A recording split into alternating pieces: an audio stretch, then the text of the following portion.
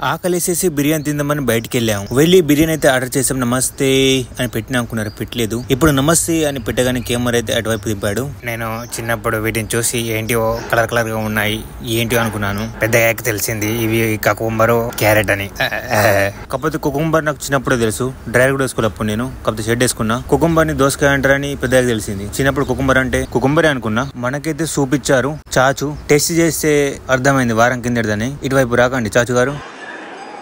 చిన్నప్పుడు అందరూ నన్ను ఒకటే క్వశ్చన్ అడిగేవారు, పెద్దయ్యాక నువ్వు ఏమైతావురా అని. అందరికి ఒకటే ఆన్సర్, నేను పెద్దగా అవుతా అని చెప్పేవాడిని. ఇంకా బిర్యానీ అయితే వచ్చేసింది. ఫస్ట్ బిర్యానీ రాగానే మేము అతనితో అన్నాము, ఏంటి బిర్యానీ ఆర్డర్ చేసే పులావ్ ఇచ్చారని. ఇది చూడడానికి ఆ విధంగా అయితే ఉంది. మరి ఇంకొక స్పూన్ గ్రేవీలోకి ఇంకొక స్పూన్ కింద ఆతుతోని తినేసేయడం. ఇంకా బిర్యానీ ఆతంటే ఇందులో చేతు, ఆతంటే మన తెలుగులో ఉంటుంది ఆ ఆతు కాదు.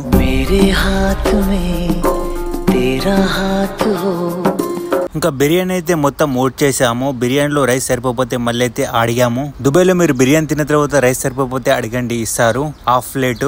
ఇంకా బయట తినేసి లోపలికి వెళ్ళి చేతి అయితే కడుక్కున్నాము. ఒక బిర్యానీ 250 గ్రామ్ తినేందుకు 278 రూపాయలు అయితే తీసుకున్నారు. ఇక మేమైతే ఉంటున్నాం. నెక్స్ట్ వీడియోలో మళ్ళీ కలుద్దాం. కామెడీ ఏమని అనిపిస్తే ఖచ్చితంగా సబ్స్క్రైబ్ చేసి అయితే వెళ్ళండి. ఉంటానే.